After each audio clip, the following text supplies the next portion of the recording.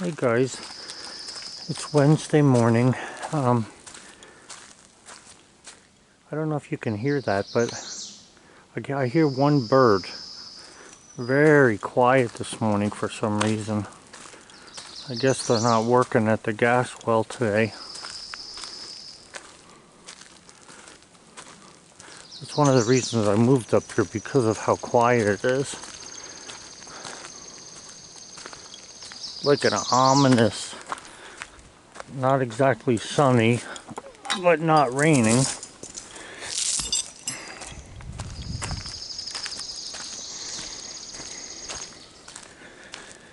I had gotten a, man, I got a mess here. I had gotten an email, the last one I think I read this morning, or a comment I mean, about, why do I cut 1-inch boards or 2-inch boards? What makes me do that? And I don't know if I explained it in the video or not, but when it comes to hardwood, this wood is so heavy that cutting 2x12s is really a lot of effort has to go into carrying them around, so I try not to cut anything into 2x unless it's framing lumber. And not only that, but most of the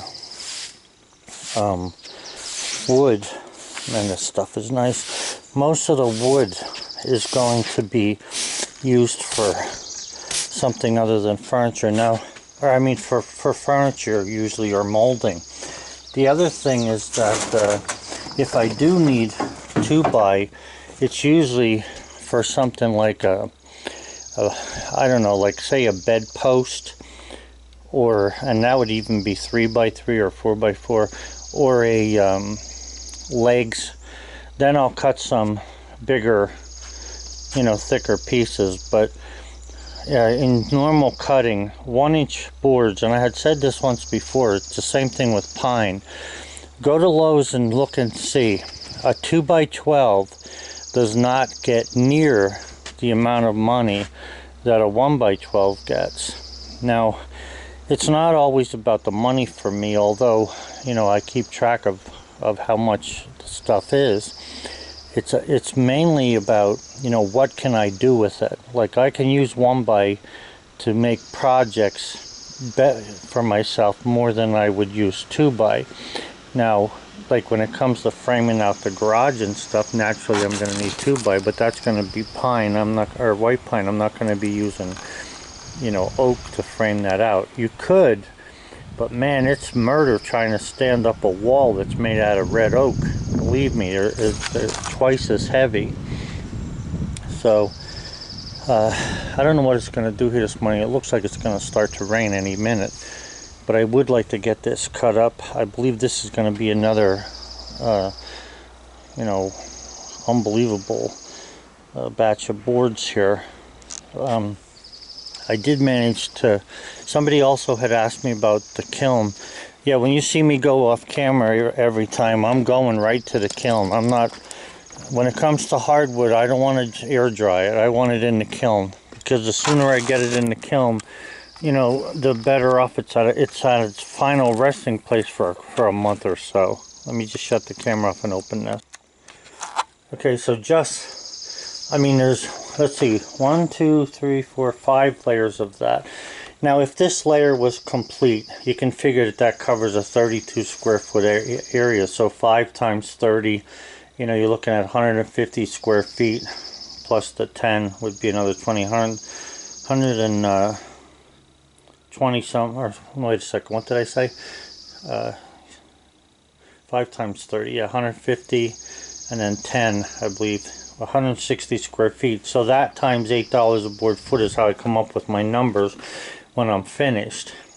I also need to mount that. I want to mount the dehumidifier on the wall, because I've been sitting it on top of the pile, and then when I go to take the pile down, I got to contend with moving it. So I want to mount that thing right between those two fans and plug it in, and I'm not, or maybe I better mount it over here because of the hose. Yeah, I'll have to mount it on this side.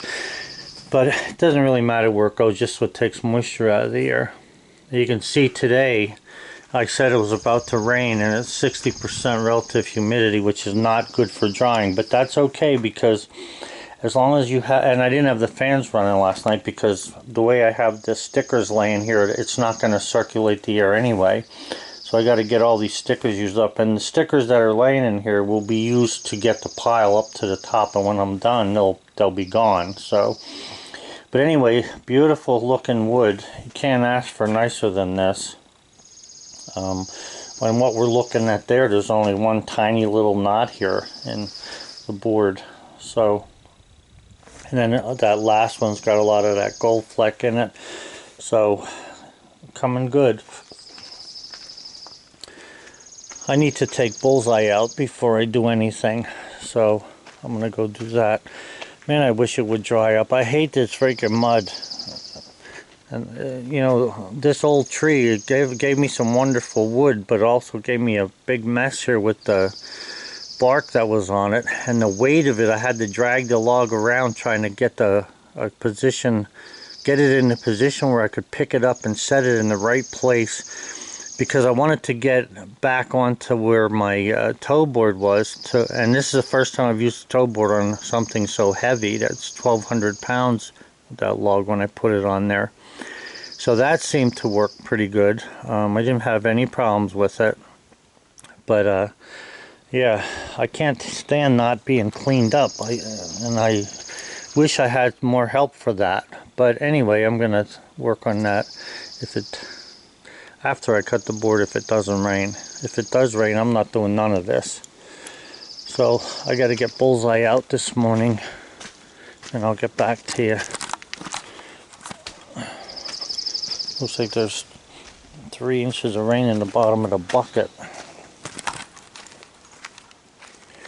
The other day it was raining so hard here. I have a drain over there with 2 4-inch pipe coming out of it. It rained so hard I had to come out there with a shovel to try and open it up. Some leaves had gotten over and it was backing up a little bit into the yard there.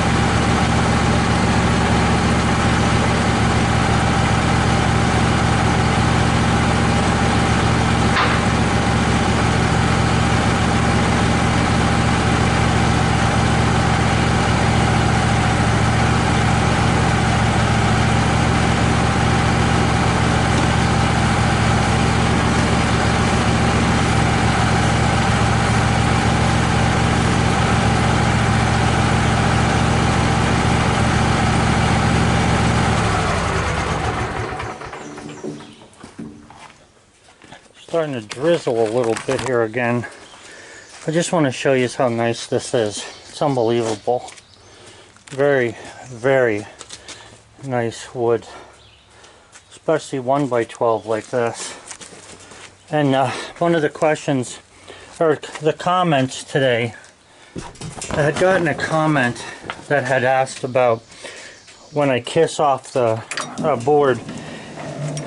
Let me tell you why I kiss off this. And here's what I do. I just bring the blade down till it touches one of the teeth. The downward tooth will touch the wood, okay? And I let it click into wherever the notch wants to be. After I do that, I bring the saw back, and without reading the gauge at all, without doing any math, without thinking about where was I on the last cut, I just simply take this, where the arrow is on this now, I simply take the handle, put it where the arrow is, and add 1. Okay, so I'm there, and I go 1 more. That'll give me the 1/8 or 1/16 I'm needing, in this case a 1/16, to give me a full 1-inch board.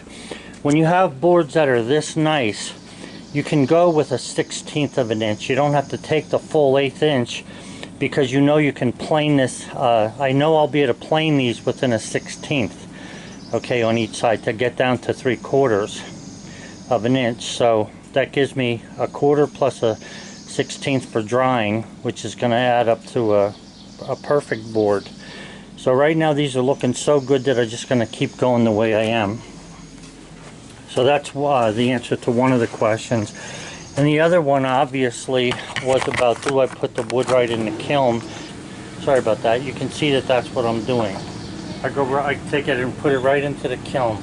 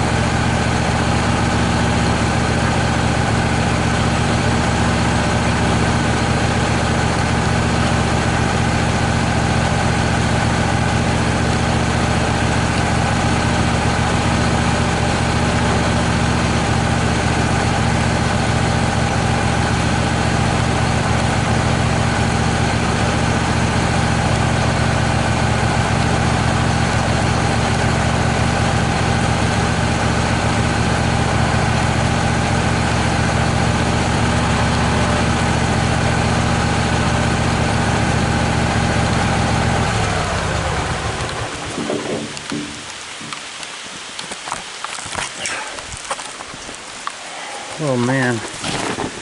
There's one thing that I'll tell you that the wood miser does when it gets wet. If you notice, the rope to help the travel ties onto the end here, goes down, goes around a pulley, comes up to this pulley. Now this pulley isn't just round, it's made like a end of a nut, or the head of a nut. It got corners on it, and it helps to keep the pulley from slipping. The problem is when it gets wet, as you're cranking through the cut, you can feel it slipping. Now here's the thing, if it slips when it's raining, you know it's slipping because the rope is wet. Okay, that is a little bit of an issue. But if it slips and it's dry out here outside, then you know that you have to take off your guards here and put some transmission fluid onto these little wipers, because it's not getting enough oil. So I think this is a combination of both things actually. So it's been a while since I've taken them off, so I should take them off after I'm done cutting this cant here and, you know, oil them up. But also because it's wet, you know, the rope tends to slip a little bit on this thing here. Now I would imagine that instead of having like a nut shape, if you took something like, I don't know, maybe even a piece of sandpaper and glued it onto that, it might stop that. But you got to be careful because you'll also be wearing the rope down. Oh boy, it's really pouring now.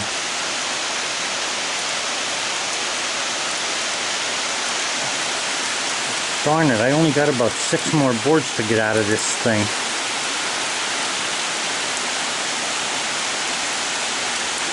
It had stopped raining there before, that's when I started to cut. And Sally says to me, I'm not driving in the rain, so I need to go to the store.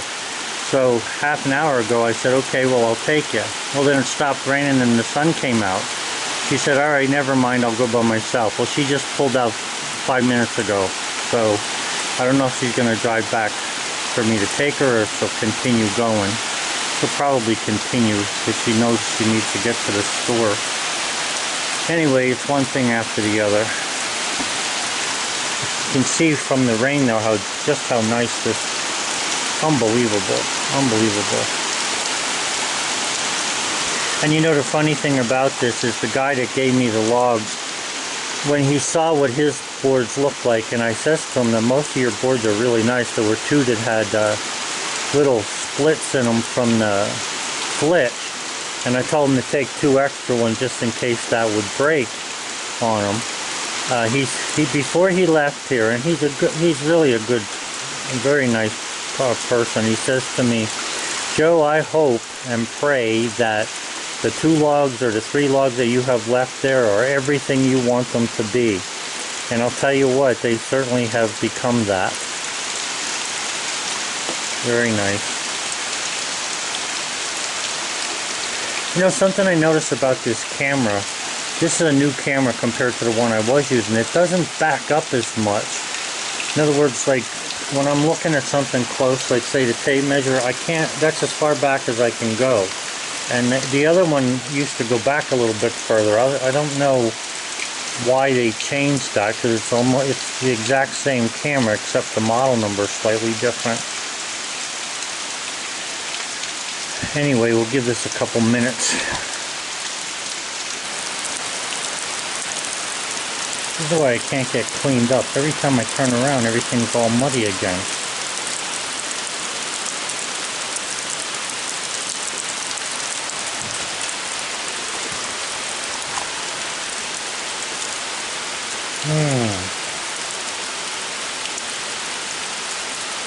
In weather like this, I could sit down in a lawn chair and fall asleep as long as I'm not in the rain.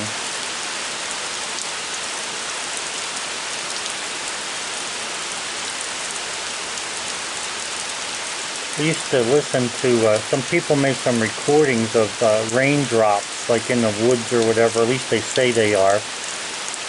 or on a tin roof. I used to listen to that and help me fall asleep.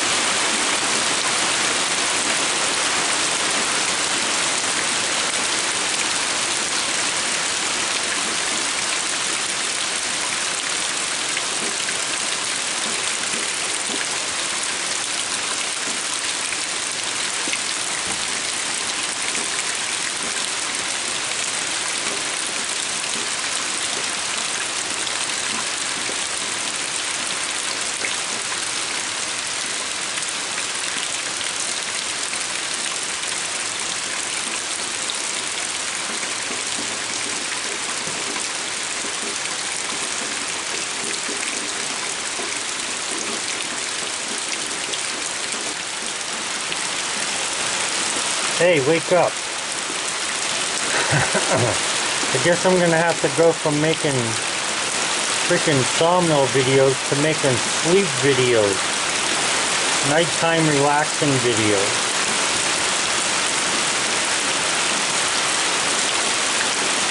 Ay, ay, ay. You know, the worst thing about this is that this morning, it rained like this, I don't know, about 5 or 6 times. It's a little after lunch now. It rained like this 5 or 6 times, and each time the sun came out. And now that I'm over here stuck in the sawmill and I don't want to get soaking wet, I guess it's going to stay raining. Keep me in here. So I got to bring my lawn chair back over here so I have a place to sit.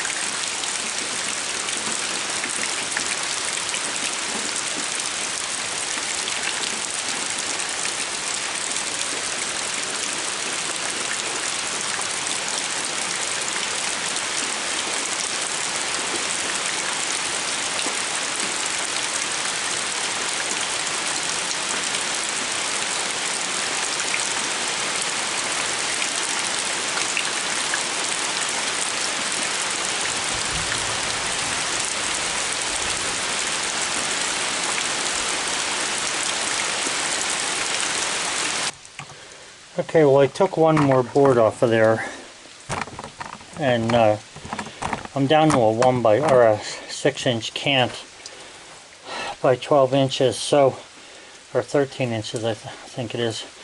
But either way, I want to flip that. Now, a lot of people ask me a lot of different questions, and listen, my channel is all about explaining because I was a teacher at nighttime, or an adjunct professor. So I like doing a lot of talking when I can do it. It has nothing to do with thinking that someone is ignorant or whatever. I had gotten a comment a couple weeks ago about somebody said something about, you talk to us as if we're ignorant. Well, let me tell you this. If I don't explain every move, I'll get questions about it. So why not explain the moves? And if you're against having someone explain something to you, then I think you might want to rethink who's ignorant. So with that said, here's what I'm going to say. I want to turn this cant so I can get some 6-inch boards out of it. Right now I'm at the pith there. I got 3 1/4 sawn boards before I got to it. I'm happy with that. Now the thing here is, the only reason I'm turning this is because I just don't want all 1x12. So I'm going to get some 1x6 out of this, make it a little easier to handle. I can always cut down, you know, rip 1x12 down to whatever size I want, but it's a little easier for me to handle. It fits in the kiln better because the 12-inch boards tend to overdo my stakes. My stakes are only 48 inches long, so if I get a couple 1x6 in there, you know, it helps me. But what I want to say here is, you know, which way do I turn this? If there were a lot of knots in this thing, and problems with it that, you know, maybe I need to turn it to get a better cut. That's one reason to make a cut. But in this case here, I'm going to turn this so that this side is facing up.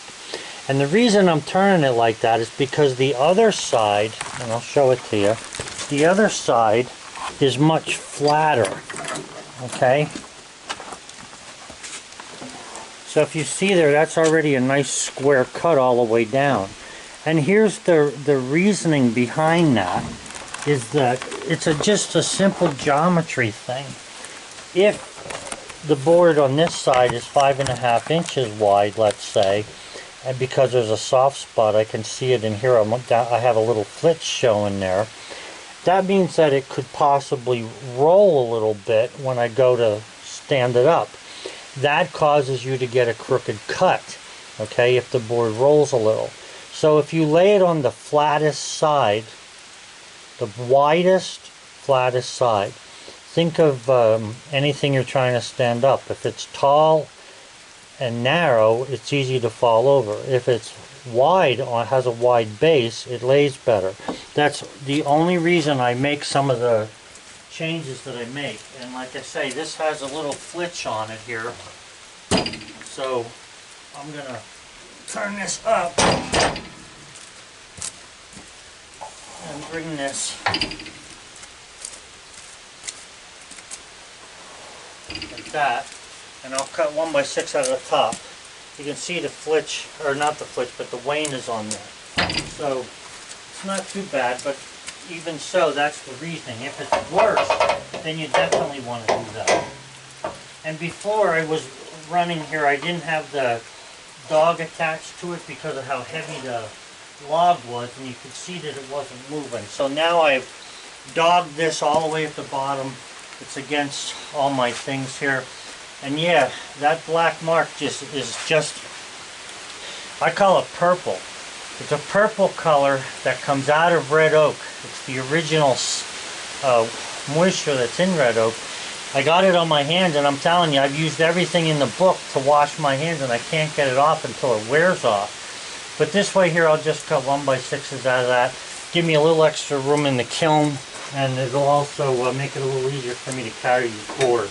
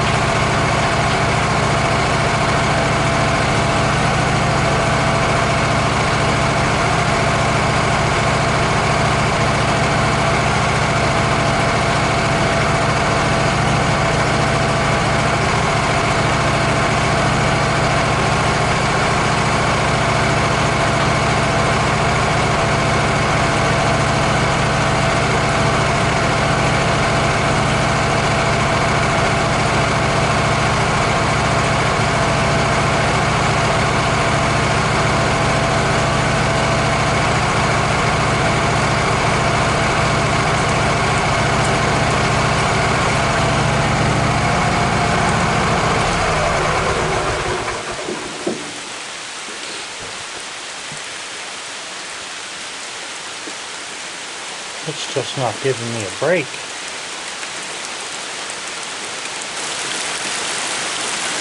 Oh boy.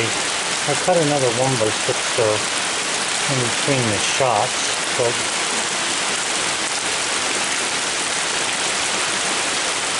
they say that out in Oklahoma and stuff it's been raining even worse than this. I guess we're finally getting, I don't know what day it rained out there. It usually takes 4 days or so, so it would have had to have rained Saturday, Friday or Saturday for us to get this weather system from out west in order for it to hit here on a Thursday.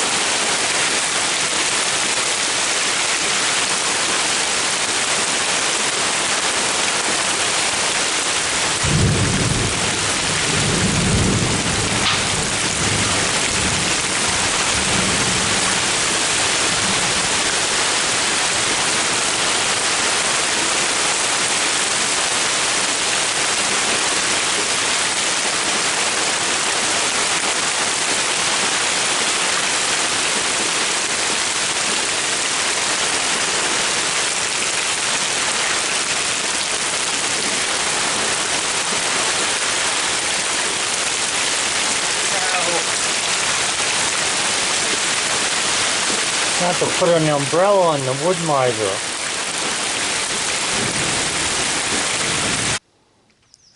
Well, it looks like it stopped raining for a while.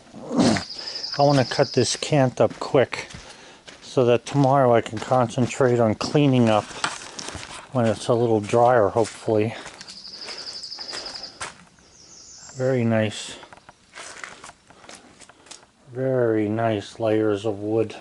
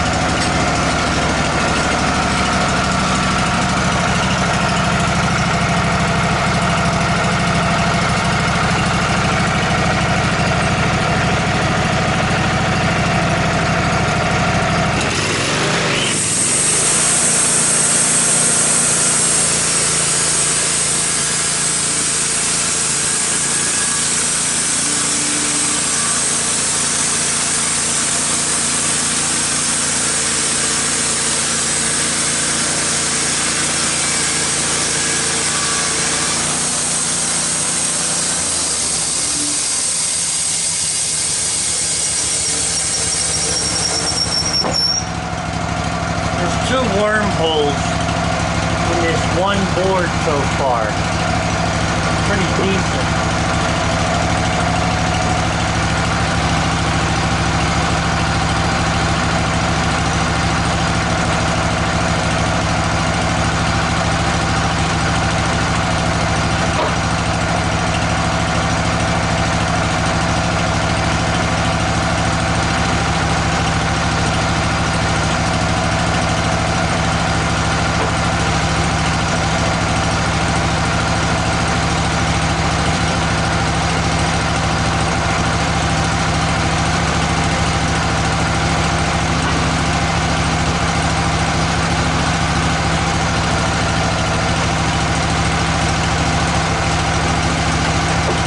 The good thing there is that the holes are in the same board.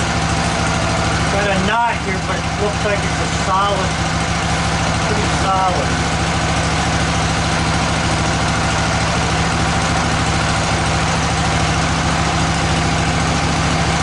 We're getting into the pith area too.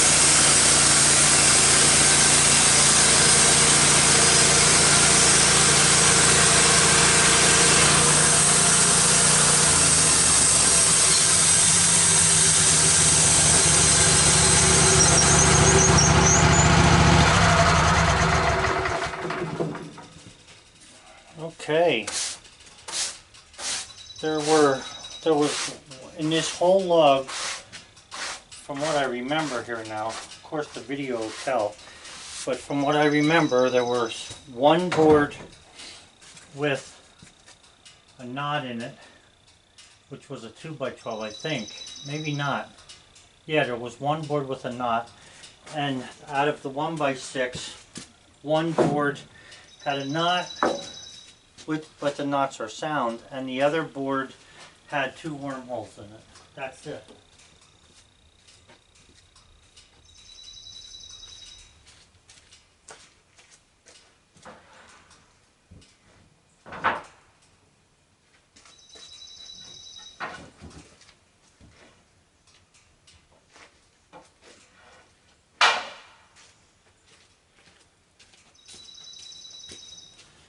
You can't get red oak better than this. I mean, this stuff is everything it needs to be. Just check out that grain from one end of the board all the way up through to the other. Really nice. Very nice.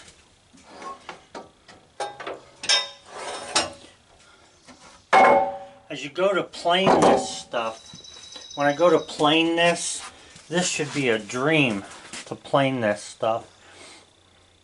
I have this boards cut.